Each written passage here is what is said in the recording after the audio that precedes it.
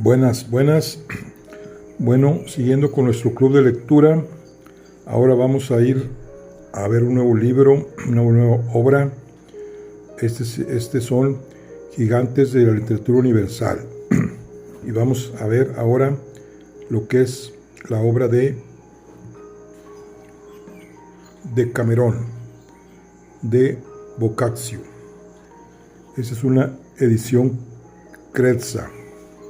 Entonces, básicamente aquí vamos a leer esta obra, vamos a ver lo que es la vida y obra del autor, y la obra es Decamerón. Es la obra que vamos a ver ahora. Vamos a ver, dice que la primera edición fue abril del 65, segunda edición marzo del 68 y tercera edición mayo del 72. Muy bien.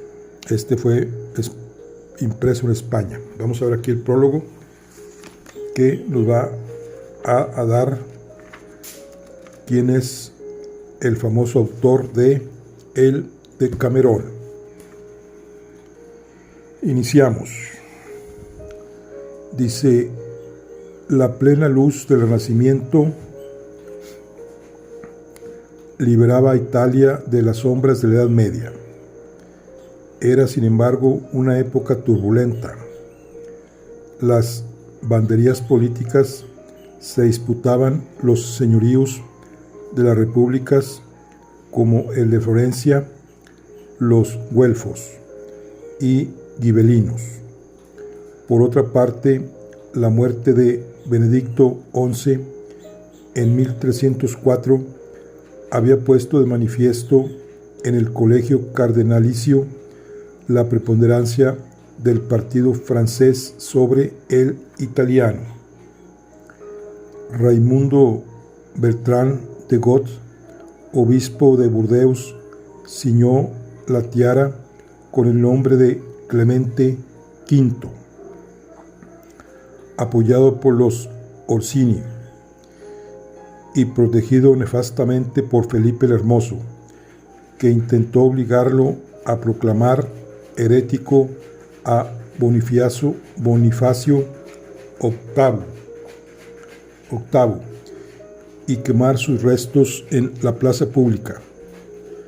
Clemente logró disuadir al rey de sus intenciones, pero no pudo, en cambio, dominar las intrigas que había tramado contra los templarios, cuyas riquezas codiciaba. Si al principio se negó a proceder contra ellos, más tarde, cuando el gran inquisidor de Francia, Guillermo de París, inició el proceso contra la orden, uno de los más indignos que conoce la historia, y la historia conoce muchos, el Papa Clemente V autorizó la tortura de los caballeros templarios a consecuencia de las relaciones que a 138 les habían sido arrancadas con el tormento. Acusados de herejes y de haber escupido en la cruz, murieron muchos de ellos quemados vivos en toda Europa. En 1312, el Papa suprimió la orden templaria con la bula Ad Providam.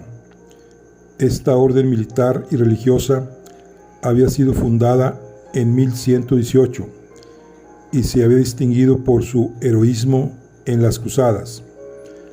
La perdió su gran influencia en las cortes de Europa de entonces, y el hecho de controlar incalculables riquezas que el rey de Francia deseaba para sí. Sin embargo, estos hechos no perjudicaron el porvenir que se estaba forjando repúblicas como Florencia, Venecia y Génova, las cuales hacía no demasiado tiempo que habían empezado a comerciar con Turquía. Las naves del gran turco llenaban de colorido y actividad los puertos del Adriático y del Tirreno. Mercancías maravillosas, desconocidas hasta entonces, eran desembarcadas de aquellas galeras de velas de color de púrpura por marineros que vestían de modo muy distinto de los italianos. Ante el espectáculo de la llegada de los buques y la descarga de las mercancías, cobraban vida y realidad los relatos de Marco Polo y de otros viajeros que habían seguido sus pasos. Las damas vestíanse ahora con sedas orientales y se perfumaban con perfumes exóticos y embriagadores.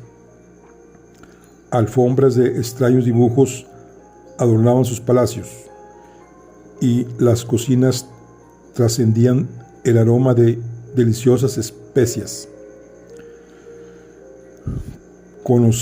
Conociéronse también extraños medicamentos, algunos de los cuales que damas y caballeros se reservaban secretamente, poseían sorprendentes cualidades afrodisíacas. Los comerciantes empezaron a enriquecerse rápidamente con sus transacciones con los turcos y decidieron extender el radio de acción de sus actividades más allá de las fronteras de sus repúblicas. Certarlo en la Toscana, provincia de Florencia, a orillas del Elsa.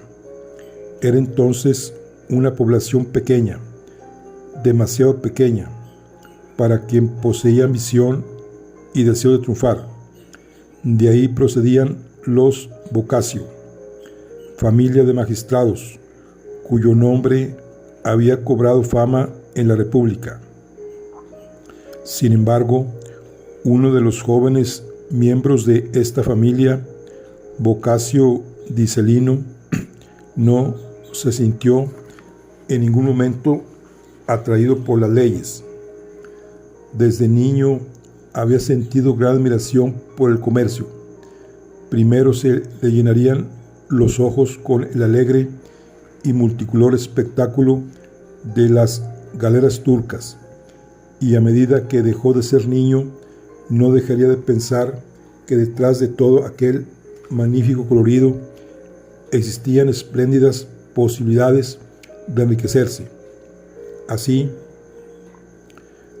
comenzó a considerar a los comerciantes como una casta de hombres poderosos e influyentes, y deseó ser uno de ellos.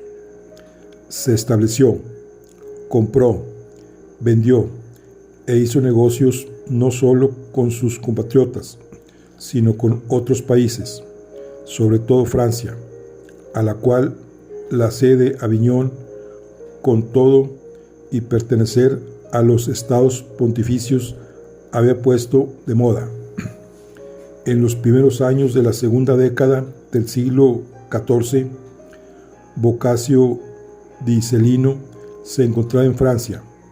Lo habían llevado a esta nación sus negocios y lo entretuvieron bastante más tiempo del que había supuesto.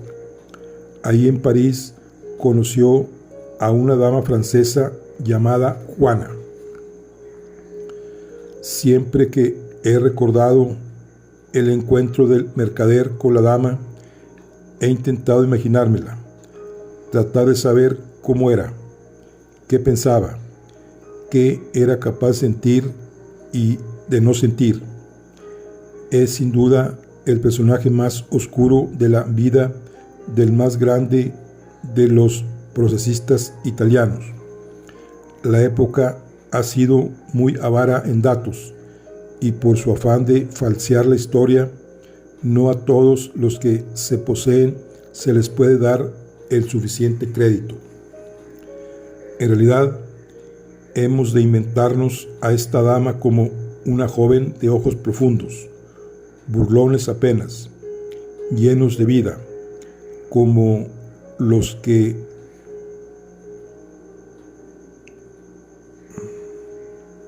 bastantes años más tarde pintaría Andrea del Castagno a su hijo en el exconvento de Santa Polonia de Florencia. Sería sin duda una mujer esbelta, grácil, llena de vida y de belleza y de esa alegría de vivir que ha ejercido siempre un intenso atractivo en los espíritus mediterráneos. También hemos de imaginarnos el primer encuentro, casual, como todos los primeros encuentros, la primera cita y las citas sucesivas, cómo y de qué manera nace el amor entre la parisiense y el florentino y cómo acaba para siempre. Nunca la historia nos develará este misterio, y acaso sea mejor así. El caso es que Juana, en 1313, le dio un hijo a Boccaccio di Celino. El mercader, como homenaje al amor de la parisiense, lo llamaría Giovanni. El comerciante florentino comenzó a soñar. Haría de su hijo no ya un mercader, como él, sino un banquero. Para toda Europa se había despejado magníficas perspectivas comerciales. Cuando su hijo estuviera en disposición de abrirse camino, él ya se lo habría preparado. No tendría más que coger con la mano lo que ya él mismo se le ofrecía. Como los negocios son los negocios, Boccaccio di Celino siguió viajando por aquellos años.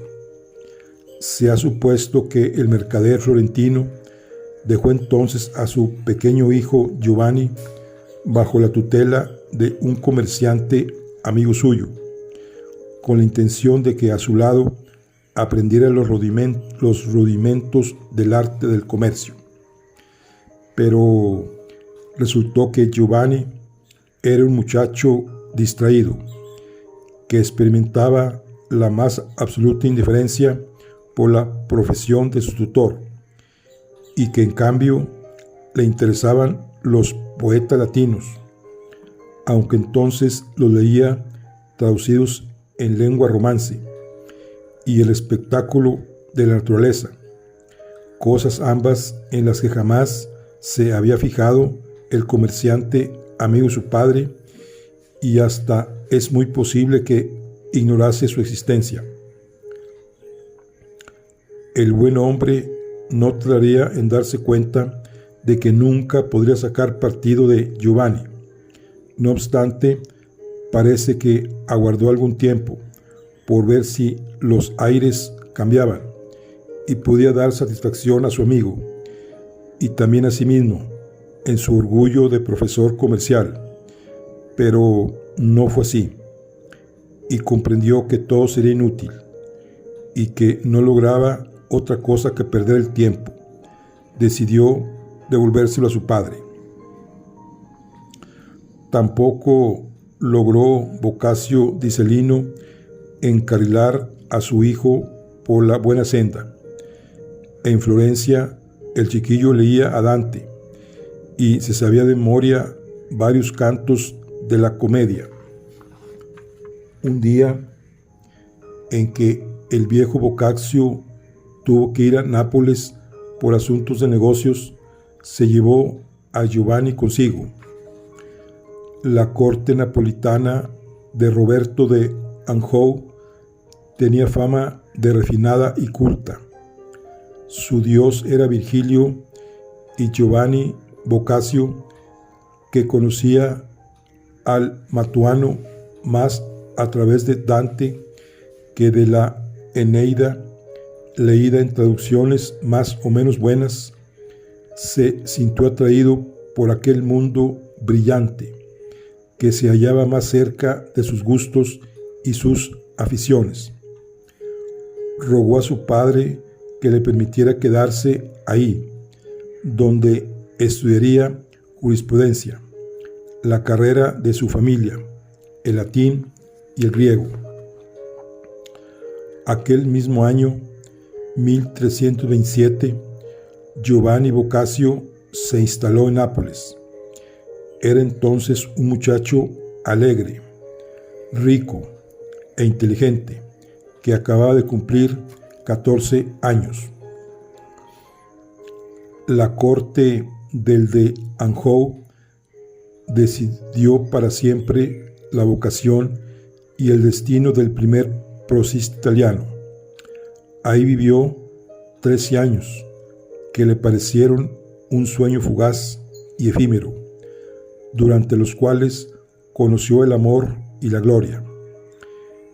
El día 30 de marzo de 1336 tuvo una gran significación en la vida de Giovanni Boccaccio, el amor de María de Aquino, hija natural del rey Roberto, a quien inmortalizaría con el nombre de Fiammetta, que hay que traducir por pequeña llama, el hijo natural de un mercader y la hija natural de un rey pasarían idealizados a la eterna historia de la poesía y el amor, como sus compatriotas Dante y Beatriz, y Petrarca y Laura. Pero la historia sentimental de Boccaccio fue muy distinta de las de aquellos otros dos poetas. María Fiammetta no fue ni Beatriz ni Laura. Alentó su pasión y le correspondió luego, pero al cabo sumiría a Boccaccio en una terrible desesperación con sus repetidas infidelidades. Y sin embargo, él se empeñó hasta la muerte en hacer de ella una mujer ideal. Por ella y para ella escribió su primera novela, Filócolo, en la que Fiammetta es una bella, amable e inteligente dama que recuerda a la de Flores y Blancaflor. Filócolo en el más griego que sabía Boccaccio entonces y que nunca llegó a conocer bien. Quería significar penas de amor. En Ameto, que es otra novela posterior, Fiammetta es una ninfa que cede por fin al amor de Callione, Boccaccio. Su tercera obra dedicada a María de Aquino es la más personal de las tres, Elegia di Madonna Fiammetta, dramática historia de amor contada en primera persona por la desdichada heroína y en la que se invierte la realidad, puesto que en la novela Fiammetta es abandonada por Pánfilo y llega incluso a querer suicidarse. Es un hermoso y tierno canto al amor y la fidelidad femenina.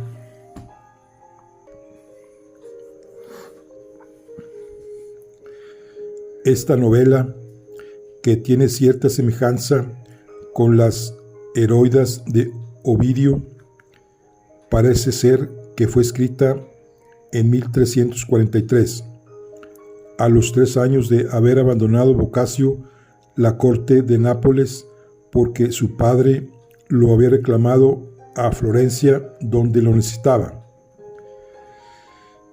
El drama de su vida amorosa cobrará vida y verdad en 2 obras cuyos temas están basados en leyendas clásicas, como si con ello quisiera apartar la idea de ser identificado, Filóstrato y la Teseida. La primera es la historia de los amores de Troilo y Créssida, en la cual Troilo es él, y Créssida, sensual y cínica, corrompida y cruel, es María de Aquino. En el griego de Boccaccio, Filóstrato, Filócolo, es el había de significar vencido de amor. La Teseida es un poema en octavas, mezcla de epopeya clásica y novela caballeresca, inspirado en la leyenda tebana con marcada influencia de la Tebaida de Estacio y algo menos de la Eneida de Virgilio, escritas hacia 1338 y 1341. Se las dedicó también a María de Aquino. Flameta vuelve a aparecer en otra posterior, esta vez un poema alegórico didáctico, Amorosa Visione, escrito en tercetos e inspirado en la comedia. El poeta, durante un sueño, es conducido por una bella dama que se ha supuesto es la filosofía al castillo del placer, en uno de cuyos jardines encuentra a Fiamenta. El período llamado de su juventud termina con una obra maestra, el Ninfale Fisolano, fábula de las ninfas de Fiesole, que se supone escrita hacia 1345.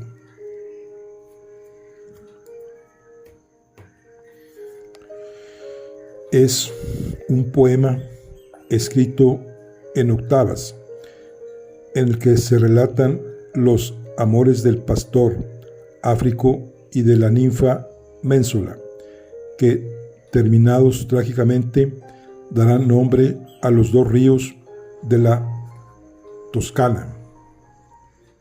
Posteriormente, al Decamerón es el Carvacio, título al parecer tomado de la palabra castellana corbacho, que significa látigo, y tal cosa es esta sátira feroz contra las mujeres, en las que su autor expone con un realismo brutal e implacable, clasificándolos ordenadamente los vicios y maldades de las mujeres. Esta obra, escrita entre los años 1354 y 1355, no fue inspirada por María de Aquino, sino por una joven viuda de quien Boccaccio se había enamorado. Por carta le expresó la pasión que sentía por ella. La joven le contestó, y él, lleno de entusiasmo, manifestó sus sentimientos con toda claridad. La viudita tenía un galán, y le mostró divertida la carta, que luego fue comentada públicamente. La cólera y la idea de venganza dieron vida a esta obra llena de sarcasmo y rencor, pero considerada como la más viva de Boccaccio, y cuya trascendencia llegó a ser casi tan grande como la alcanzada por el Decamerón. La peste negra, de 1348, arrebató la vida al padre de Boccaccio y sirvió a este para centrar la acción del Decamerón en las afueras de Florencia. Probablemente esta obra fue escrita entre los años 1350 y 1355, años en los cuales trató e hizo íntima amistad con el segundo gran poeta italiano, Francisco Petrarca, cuya amada Laura murió también en 1348 víctima de la peste. A partir de aquellos años, Boccaccio viajó mucho, formando parte de distintas embajadas de su ciudad y dedicando sus ratos de ocio al estudio de los clásicos. Cuéntese que en 1362 recibió inesperadamente la visita de un monje cartujo, a quien desconocía. En su conversación con él, el religioso le pintó con tanta crudeza y tan a lo vivo las penas del infierno que Boccaccio se impresionó profundamente. Cuando el cartujo se hubo despedido de él, lleno de abatimiento, decidió retirarse a Certaldo y vivir en soledad y meditación piadosa el resto de sus días. En 1373, la ciudad de Florencia le encargó que explicara públicamente la Divina Comedia. Esto le llevó a escribir una biografía de Dante y un comentario del poema, que no llegó a terminar. La muerte de Petrarca en 1374 fue para él un rudo golpe del que no habría de recobrarse. Le dedicó quizá el último de sus sonetos, que es ya una especie de canto del cisne, en el que recuerda al tan querido amigo, a Laura, a Fiametta, olvidadas ya sus infidelidades con la muerte, a Dante y otros amigos. Or sei salito, caro signore mio, nel regno al qual saliere ancora aspetta. O anima da Dios a aquella eletta, nel su partir di questo mondo rio. Orsè, colado ves spesso il desio, ti tiro guia per vender laureta. Orseis dove la mia bella flameta, siede con lei nel cospetto di Dio. Or con Senusio e con Sino e con Dante, vive sicuro de eterno riposo, mirando cose da non intese. De se agrado ti fui nel monda errante, tirami drieto a di dove chiosio, vegi colei, che pria di amore mi accesi. A poco enfermó, pues su salud era ya muy delicada en aquellos años, y luego de largos y penosísimos sufrimientos murió en Certaldo el 21 de diciembre del año de 1375. La obra maestra de Giovanni Boccaccio es el Decamerón. Deca significa 10 y gemera día. Nuestra edición ha tenido en cuenta las anteriores integraciones revisadas y corregidas sobre los mejores textos publicados en los últimos años. O sea que Decamerón significa 10 días.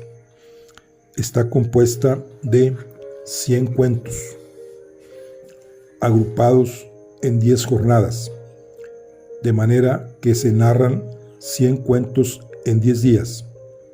10 personajes presiden estas jornadas, 7 mujeres y 3 hombres.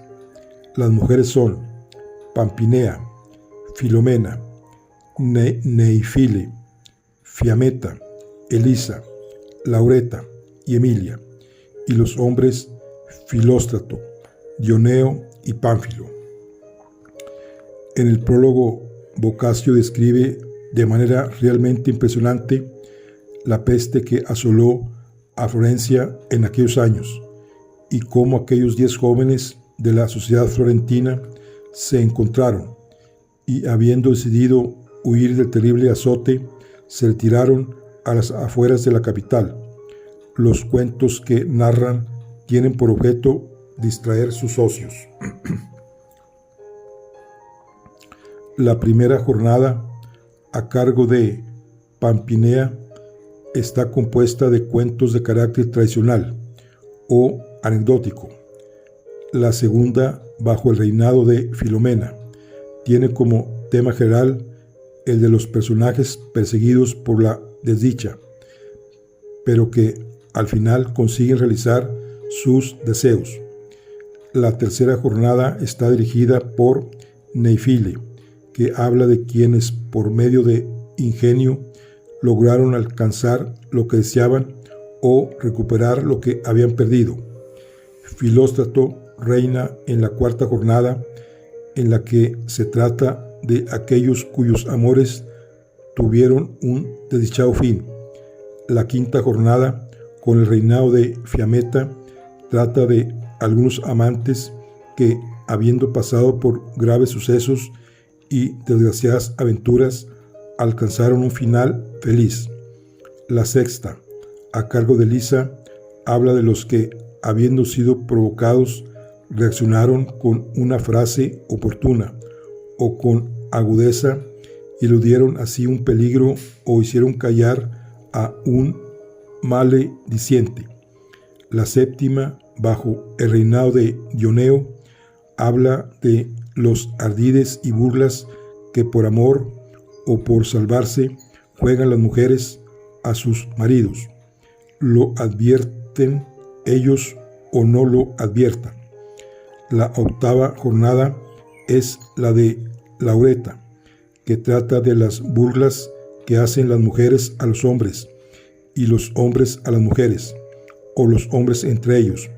La novena jornada, en la que reina Emilia, cada cual trata como le parece, de lo que más le agrada, y en la décima habla Pánfilo de quienes se comportan liberal y magníficamente, tanto en el amor como en la vida. En la conclusión, el autor se disculpa del tono de algunas de sus historias y de ciertas expresiones festivas, como también de que algunas de las narraciones pueden parecer demasiado largas. Pero Johannes Tranquillatum, Juan el Tranquilo, como llamaban a Boccaccio sus amigos, no se preocupa demasiado porque sus disculpas sean o no sean aceptadas. Se limita a exponerlas sin ánimo de más. Como dice Martín de Riquer, el Decamerón es fundamentalmente una obra alegre y se ha escrito para provocar la risa de las personas inteligentes, como lo son los 10 narradores, para los cuales el mundo de bellacos, pícaros, ladrones, necios y sensuales que constituyen el vulgo son como los bufones o histriones de una corte, cuya única finalidad es divertir a las clases elevadas. Boccaccio no adopta en modo alguno una actitud moral frente a la vileza de sus personajillos. Le divierten precisamente por ser tal como son, y por nada del mundo quisiera que se enmendaran, pues al fin y al cabo sabe que todos ellos tienen un sitio reservado en el infierno dantesco. Boccaccio pretende suscitar la risa, y para ello busca lo cómico y lo ridículo, en la ignorancia y en la maldad, y lo hace con completa conciencia artística. Fuera de esta circunstancia, que no abarca naturalmente los 100 cuentos, el Decamerón, como obra literaria, ha de considerarse el primer paso trascendental dado en la creación de lo que inmediatamente después será la novela en el concepto actual, que de ella tenemos todavía, dejando a un lado estilos y tendencias que nada tienen que ver con ella como hecho literario. La novela, no importa su extensión, no se estructura como tal hasta el momento en que se escribe esta obra maestra de la literatura universal de todos los tiempos. Ya nos hemos referido a la labor humanística de Boccaccio, con su inacabado estudio de la Divina Comedia. A él hay que añadir varias obras y unas eglogas que escribió en latín. De toda esta labor citaremos de Genealogía de Romen Gentilium, colección de mitos antiguos, de Claris Muliverius y de Cassibur Virorum Illustrium, serie de biografías de mujeres célebres y hombres ilustres respectivamente. Fernando Gutiérrez. Bueno, esta es una semblanza, digamos, de quien fue Boccaccio, autor del libro que vamos a iniciar. Bueno, vamos a empezar. Dice: comienza el libro llamado Decamerón, y por sobrenombre Príncipe Galeoto, en el cual se contienen 100 cuentos contados por 10 días por 7 mujeres y 3 jóvenes. Vamos a ver aquí el proemio. Humano es apiadarse de los afligidos, y sí, cierto es que a todos conviene hacerlo. Más cierto es aún que la piedad ha de ser mayor en aquellos que en alguna ocasión necesitaron ayuda y la encontraron en los demás. Si alguien alguna vez precisó de conmiseración o lo recibió con gran consuelo y de ella gozó, ese soy yo. En mi adolescencia me enamoré perdidamente de una dama de extraordinario mérito, ilustre por su cuna, demasiado, tal vez, para un hombre de humilde condición como yo, y aunque, según los discretos que lo supieron, yo no debiera ser alabado ni reputado en mucho, lo cierto es que mi amor me causó gran pena y sufrimiento, no por crueldad de la mujer amada, sino por el desordenado apetito que ardía en mi alma, pues al no dejarme satisfecho en prudente término, con mayor frecuencia sentía dolor y aburrimiento que necesidad, y sin duda habría muerto de no haber tenido el grato consuelo de un amigo y sus laudables consejos, y su empeño en distraerme de mis penas, hablándome de cosas agradables e interesantes. Mas como aquel cuyo poder es infinito, quiso que todas las cosas terrenales tuvieran término, según su inmutable ley. Así mi amor, más ardiente que cualquier otro, al que no hubiera podido romper ni domeñar fuerza alguna de razón o consejo, ni vergüenza o peligro de ninguna clase, en el transcurso del tiempo disminuyó de tal forma por sí mismo, que en mi alma solo ha dejado un deleitable sentimiento. Ahora amo como es preciso amar para ser feliz. Soy como aquel que en el mar se contenta con una navegación feliz, sin lanzarse a locas aventuras. Toda fatiga tiene su castigo, y ahora prefiero gozar de cuanto apetecible hay en el reposo. Mas, aunque haya cesado mi pena, no por ello ha desaparecido el recuerdo de los beneficios recibidos de aquellos que, por su benevolencia para conmigo, sufrieron con mis fatigas. Ese recuerdo no se borrará jamás, si no es con la muerte. Como, a mi juicio, la más loable de todas las virtudes es la gratitud, y lo contrario, el vicio más reprobable. Para no pecar de ingrato, ahora que he recuperado mi libertad, me he propuesto, en lo poco que yo pueda, proporcionar algún alivio, si no a quienes me ayudaron, que acaso por su prudencia o ventura no lo necesiten, por lo menos a quienes lo hayan menester, en gracia de lo que de ellos recibí, y aunque mi ayuda resulte pobre, no debo negarla a quienes más necesitados están ya, porque les sea más útil o la tengan en mayor aprecio. Tras establecer este supuesto, ¿quién negará que es más conveniente ayudar a las mujeres que a los hombres? En sus delicados pechos esconden poderosamente las llamas amorosas en que se consumen, fuego tanto más vivo cuanto más oculto está, como bien saben quienes lo han sufrido y sufren aún.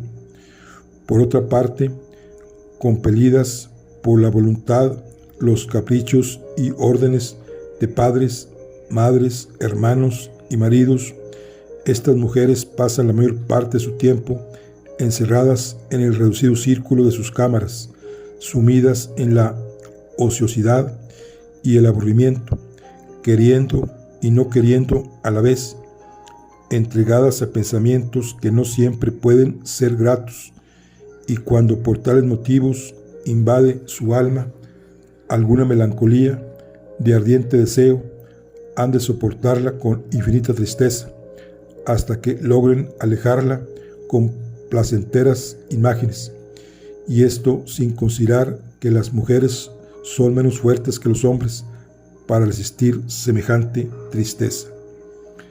El hombre enamorado no suele sufrir parecidos tormentos, porque si alguna pena o melancolía invade su alma, puede entregarse a la distracción y aliviar sus fatigas, puesto que no carece nunca de libertad para pasear, oír y ver muchas cosas, reír, cazar, pescar, cabalgar, jugar o comerciar, y así puede expansionar su espíritu en todo o en parte, y apartar de su mente, por lo menos durante algún tiempo, los pensamientos enojosos, de modo que tarde o temprano alcanza algún consuelo o mitiga su tristeza. Para ello, para remediar en cuanto de mí dependa las arbitrariedades de la fortuna, que más avara en consuelo se mostró con los más débiles, como sucede con las delicadas mujeres, y para ayudar y ofrecer refugio a las que aman, porque a las otras les basta con la aguja, el uso y la rueca.